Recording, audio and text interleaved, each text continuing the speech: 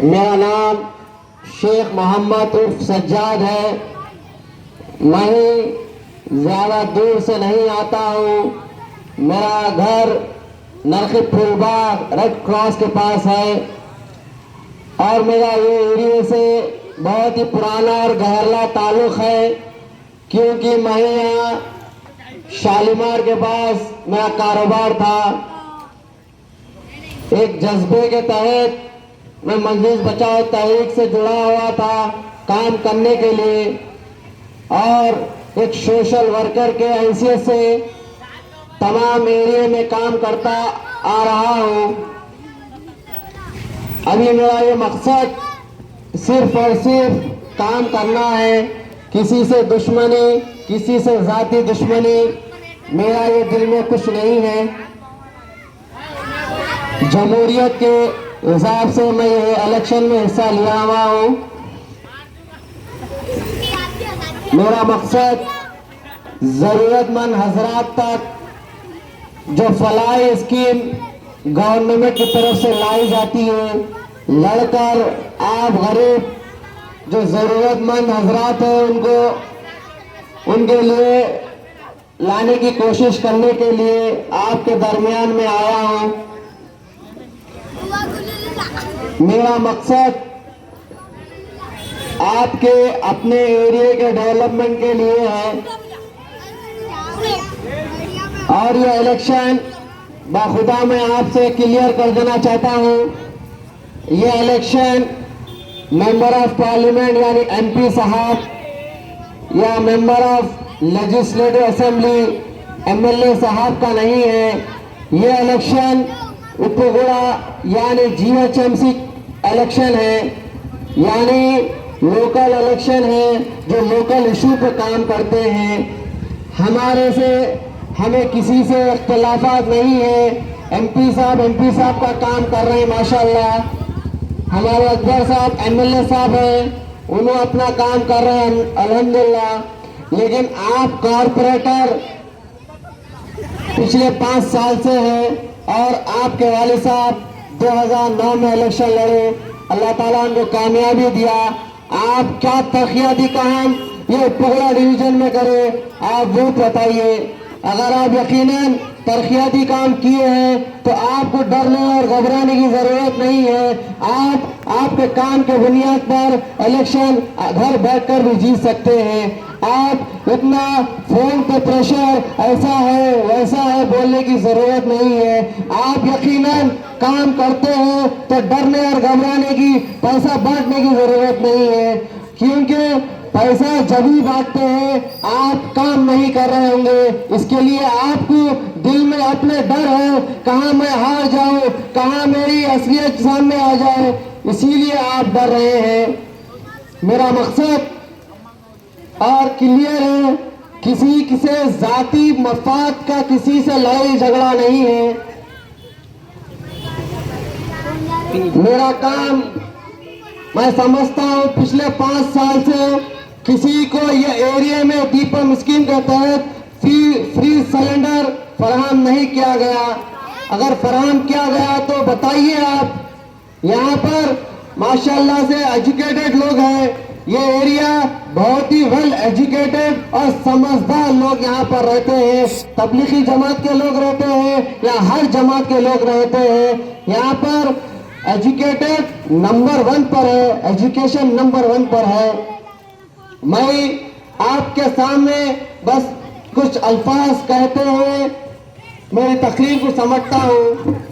मेरा एम क्या है, मैं जीतने के बाद क्या करना चाहता हूँ और आपके दरमियान में किस तरह से काम करना चाहता हूँ, बस वो आपके सामने रखकर मैं इंशाल्लाह अपनी तकरीर को ख़त्म कर दूंगा। अब उसके बाद आपके दिल में है और आपके ऊपर है किसको वोट देना, किसको वोट नहीं देना। ये जमहूरियत है, आपका अपनी मर्जी होती वोट देने की, किसी के प्रेशर में नहीं देना, किसी की लालच में नहीं देना। क्यों? हर 5 साल को आपको एक मौका मिलता है वोट देने के लिए, वो है इलेक्शन। इलेक्शन के अंदर आप अपना वोट बेच देंगे तो समझिए कि आप अपने बच्चों की जिंदगी को बेच दे रही, आप अपने बच्चों का भविष्य बेच दे रही, क्योंकि ये इलेक्शन में जो भी आपका नुमाइंदा रहेगा वो आपके बच्चों के भविष्य के लिए रहेगा। क्योंकि तमाम सोशल मीडिया के प्लेटफॉर्म पे एक नजर आ रहा है, उपगुड़े एरिया में तकरीबन लड़ाई झगड़ा हुआ है पिछले 6-7 एक साल पहले, कि ज्यादातर लड़ाई गांजा पीने वाले, ड्रग्स का शौक करने वाले, शराब पीने वाले, ये इसके लिए हो रहा है। यहाँ के लोकल में खेलने की सहूलत नहीं है, यहाँ के एरिया में स्पोर्ट्स एक्टिविटी नहीं है। एक बात आप गौर कीजिए, हमारे बड़े हजरत बोलते हैं कि जो इंसान किसी ना किसी एक्टिविटी में बिजी रहता है वो गलत रास्ते पे नहीं जाता। तो मेरा ये मकसद इसीलिए है, आप पिछले 5 साल से कॉर्पोरेटर हैं, आप स्पोर्ट्स का सामान आज तक आप ये एरिया में कितना बांटे, कितना आप बजट स्पोर्ट्स के सामान के जरिए बांटे वो बताइए। और मेरा एक मकसद, पहला मकसद दीपम स्कीम के तहत गैस सिलेंडर फ्री, जो गवर्नमेंट की स्कीम है, गैस सिलेंडर दिलवाया जाएगा। और आपको पता है जीएचएमसी की तरफ से लेडीज को एक सेल्फ हेल्प ग्रुप लोन मिलता है, जिससे घर में बैठकर कारोबार या कुछ ना कुछ करने के लिए जीएचएमसी की तरफ से 0% इंटरेस्ट पे लोन दिया जाता है। इंशाल्लाह अगर आप मेरे बातों को अगर समझते हैं, मेरा साथ देंगे और मुझे वोट देंगे, तो इंशाल्लाह ताला दीपम स्कीम के तहत हर फ्री घर जो जरूरतमंद हजरात को गैस सिलेंडर दिलाया जाएगा।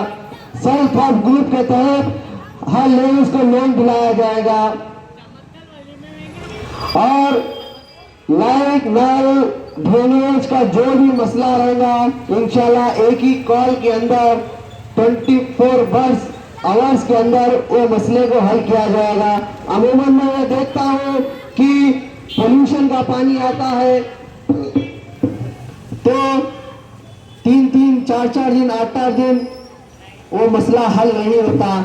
जगह जगह खोद के छोड़ देते हैं, बोलते हैं कि पोल्यूशन चेक कर रहे, लेकिन कभी वो गले में कोई बुजुर्ग हजरात गिर जाते, कोई छोटे हजरात गिर जाते, या नहीं तो गला छोड़ के चले आते। पोल्यूशन चेक करने में आप इतना वक्त लगाते तो फिर पानी फिर साफ कर देंगे। और रही बात, मैं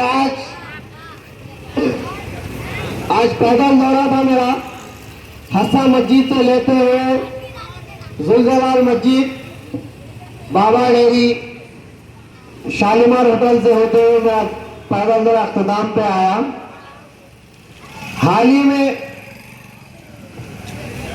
और एक मसला है, इंशाअल्लाह अजीज अगर आप लोग मुझे कामयाब करेंगे, मैं हर एरिया में एक हेल्प डेस्क मुकर्रर करूंगा, जो आपके हर मसले मसाइल वो हेल्प डेस्क के जरिए आप तक आसानी से पहुंच जाएंगे।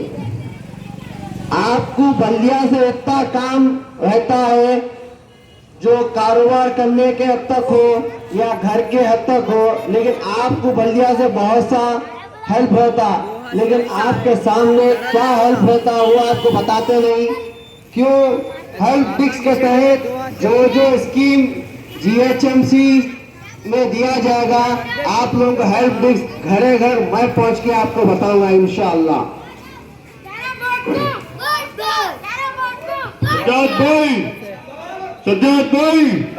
सज्जाद भाई मीटिंग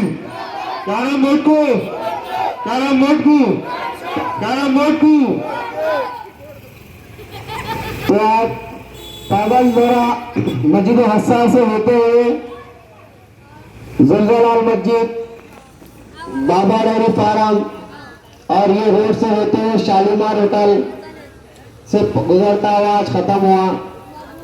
मैं ये पैदल दौरे में ये देखने में आया, यहाँ पे जो गली के अंदर एक मस्जिद है जो नई तामीर हुई है, आज भी वहाँ का एरिया वैसे ही जो फ्लड का पानी आपके ये एरिया में आया था, अभी तक वहाँ का पानी, वहाँ की गलीजा साफ नहीं की गई।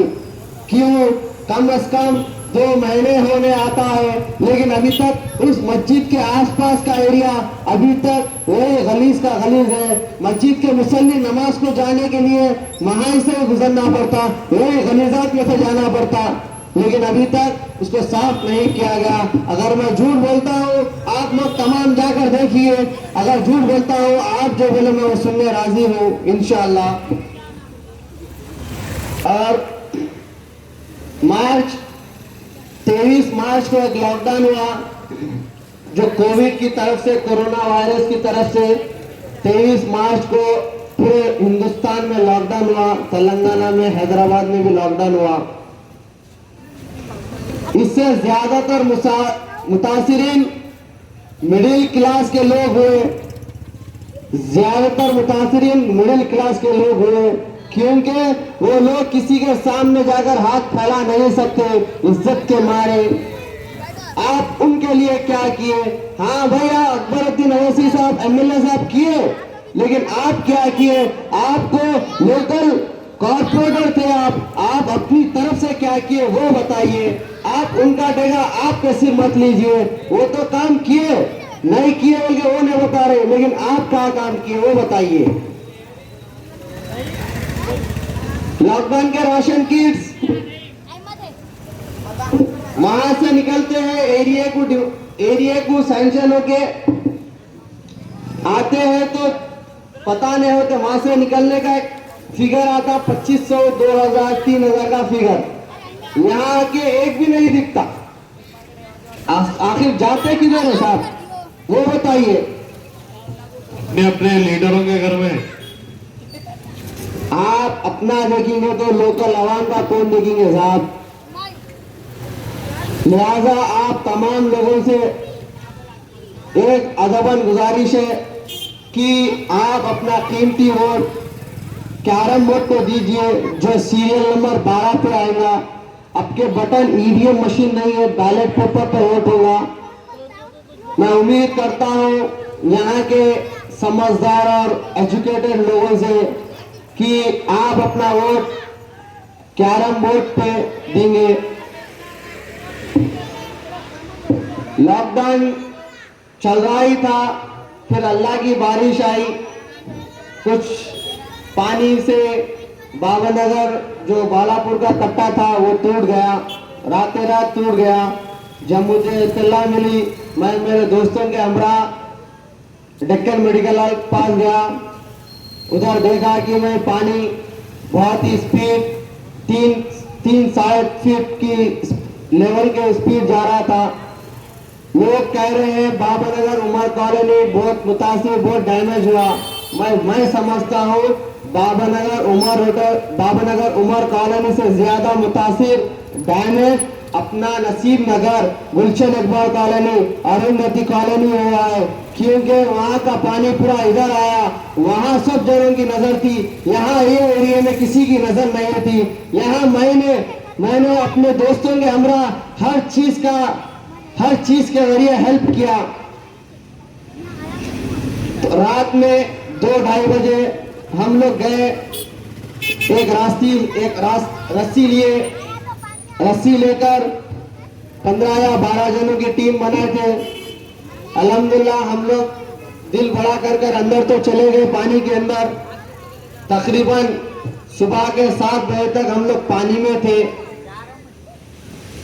हम लोग मंजर देख रहे थे कि पानी में ठहरने के बाद पानी के फ्लो से ठहरे हुआ आदमी भी गिर सकता था, इसीलिए रस्सी का इस्तेमाल किए थे।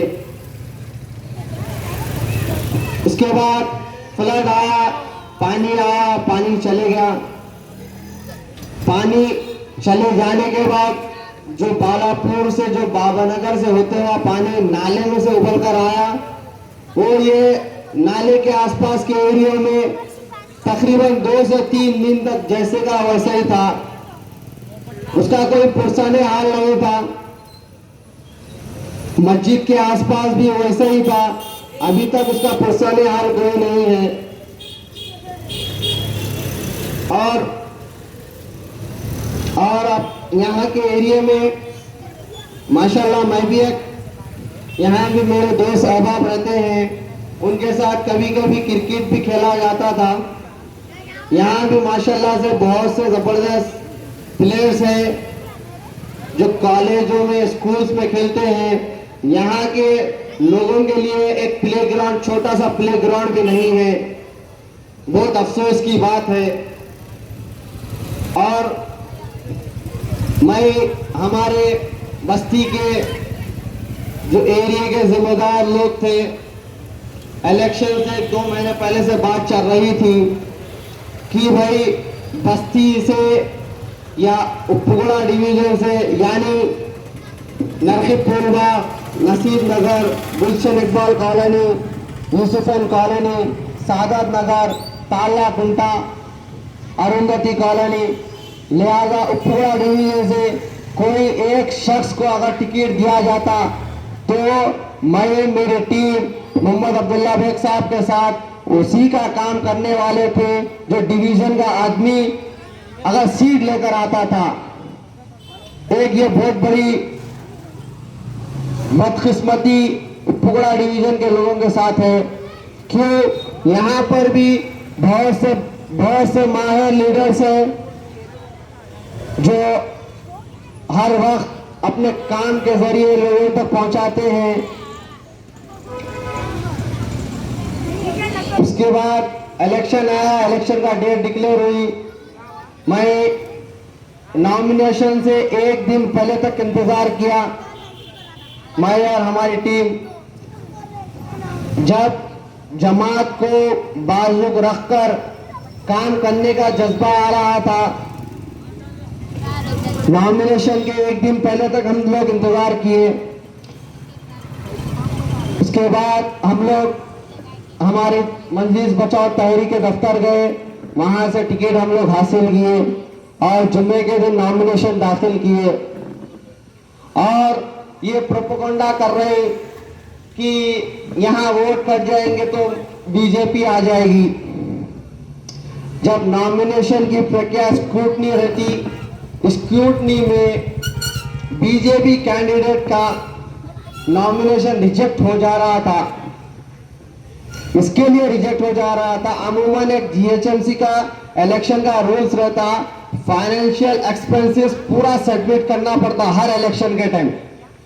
वो कैंडिडेट इलेक्शन का एक्सपेंडिचर नहीं सबमिट किया था, एज पर गवर्नमेंट रूल्स के हिसाब से उसको रिजेक्शन हो गया था। वो फौरन अपने अहलिया को लाके बीजेपी की तरफ से नॉमिनेशन दाखिल किया। लेकिन बड़े अफसोस के साथ ये कहना चाहता हूं कि एक अपने लोग जो मुस्लिम कैंडिडेट के ऊपर प्रेशर बना रहे हैं, अगर वही प्रेशर बीजेपी कैंडिडेट का अगर नॉमिनेशन रिजेक्ट होता, बीजेपी कैंडिडेट के ऊपर प्रेशर बनाते या गवर्नमेंट के जो रिटर्निंग ऑफिसर के ऊपर प्रेशर बनाते तो आज बीजेपी का वो मुकाम नहीं होता था। आज वो बीजेपी उस लायक नहीं रहती थी जो उप्पुगड़ा डिवीजन से कॉन्टेस्ट करे बीजेपी के टिकट पर। अफसोस, जातियत पे इलेक्शन नहीं लड़ना साहब। ये इलेक्शन है, आता है जाता है। कल को मेरा कुछ इंतकाल हो गया तो शायद आप लोगों के भी खानदान जाना पड़ेगा, या किसी का इंतकाल हुआ तो मेरा खानदान हमको देना पड़ेगा। तो इलेक्शन आते हैं जाते हैं, आप मजबूती से काम करिए। मेरा निशान कैरम बोर्ड है जो सीरियल नंबर 12 पर है। इसमें भी बहुत से साजिश होते हुए मुझे बैट दिलवाया गया।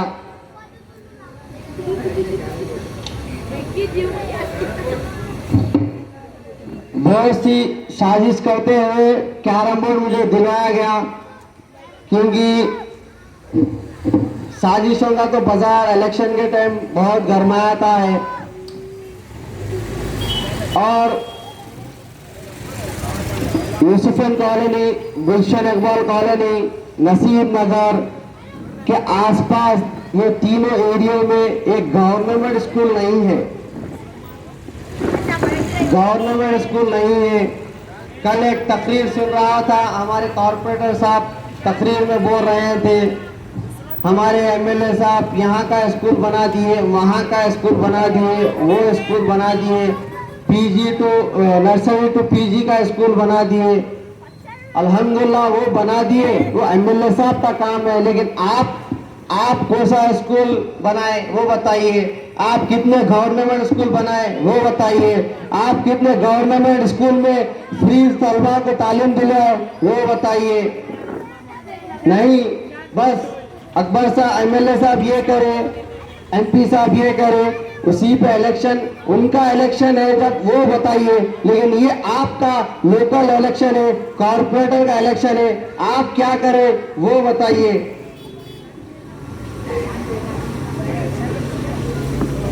और एक बात, जब मार्च में लॉकडाउन हुआ तमाम लोग परेशान हो गए, तमाम लोग स्कूल्स कॉलेज वगैरह सब बंद हो गए।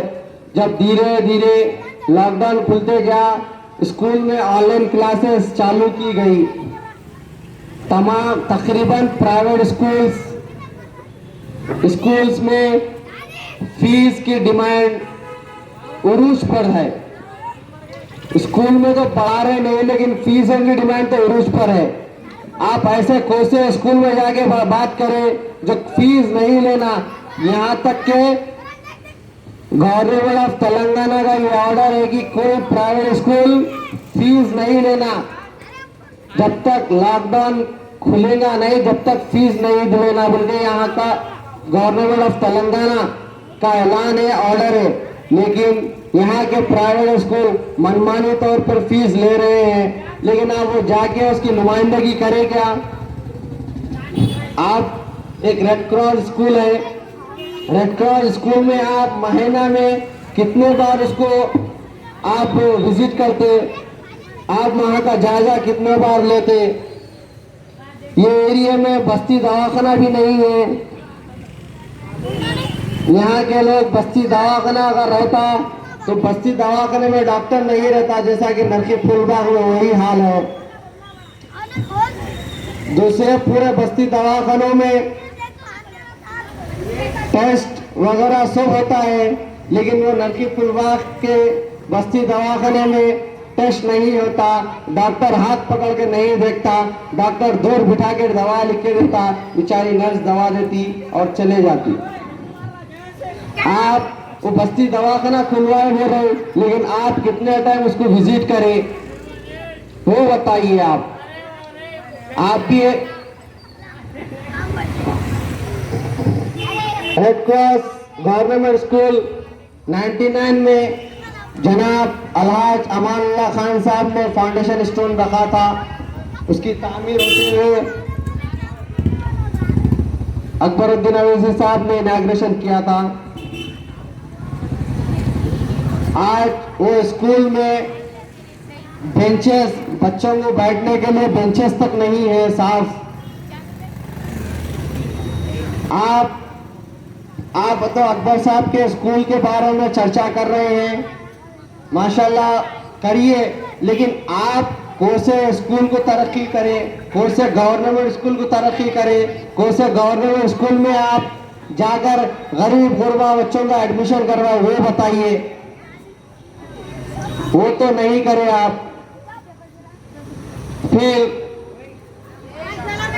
आप प्रेशर डालते हैं लोगों पर। मुझे भी बहुत से प्रेशर आए, कॉल्स आए, ऑफर आए। हमारे साथ मोहम्मद अब्दुल्ला बेग साहब को भी कॉल्स आए, ऑफर्स आए, लेकिन ऑफर्स लेकर इज्जत को बेच देना पड़ता है। मैं ये समझता हूं कि बगैर इज्जत की जिंदगी जीना ही बेकार है। जो इज्जत की जीना है वो बगैर बेइज्जत की इज्जत की जिंदगी नहीं जी सकते। लिहाजा हमने उसको मुस्तरक करते हुए आपके दरमियान में अपना मंशूर लेकर आए हैं, आपके दरमियान में अपना मकसद लेकर आए हैं, आपके दरमियान में हमारा एम लेकर आए हैं। हम क्या करना चाहते हैं, क्या करने के लिए इधर आए हैं। हम सोशल वर्कर हैं। अल्हम्दुलिल्लाह तकरीबन फलाई के स्कीम्स हम हमारे नरखी फुलबाग और अतराफ के एरिया में चलाते हैं। जैसा कि पानी के फ्लड्स के दौरान जो एक फ्लोर नाले के बाजू जो घर थे, एक फ्लोर तक पानी आ गया था। लेकिन उसी पानी में भी हम लोग जाके वहां पर सर्वर दिए, सहूलत दिए, क्योंकि हमारा मकसद गरीब गुरबा को साथ देना है, उनको हेल्प करना है। इसी के वही मकसद के साथ आपके दरमियान में आए हैं। और मुख्तसर करते हुए मैं आपसे एक अमूमन गुजारिश करता हूँ कि आप अपना कीमती वोट 1 तारीख के दिन, 1 दिसंबर के दिन कैरम बोर्ड पर दीजिए। और भी जलसे होंगे और भी बात आपके सामने रखा जाएगा। 1 तारीख के दिन सुबह अव्वल वक्त पर उठकर 1 तारीख के दिन 12 नंबर पर कैरम बोर्ड का निशान है।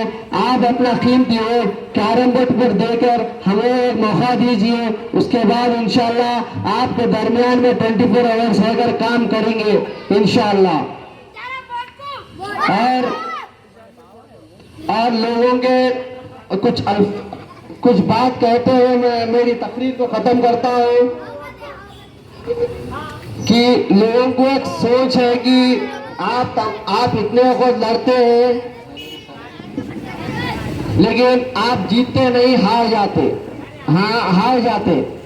जीत हार तो अल्लाह के हाथ है। कुछ जीत में भी हार रहती है, हार में भी जीत रहती है। लोग समझते हैं बोकस वोट कर जीत जाते। बोकस वोट जब होता मेरे भाई, आप अपना वोट अगर सही इस्तेमाल नहीं करेंगे, अगर आप अपना वोट नहीं डालेंगे तो वो वोट बोकस कर सकते हैं। अगर आप अव्वलीन वक्त पर उठकर अपना वोट इस्तेमाल करिए तो आपका वोट बोकस नहीं होता, क्योंकि नबी करीम सल्लल्लाहु अलैहि वसल्लम ने फरमाया, आप जो मुल्क में रहते हैं वो मुल्क से मोहब्बत किया करो, वो मुल्क को कानून को पालन किया करो। उसी तहत अपने को भी एक हक है, अपना भी एक राइट है, राइट टू वोट के तहत आप अपना वोट इस्तेमाल कीजिए। आप किसी भी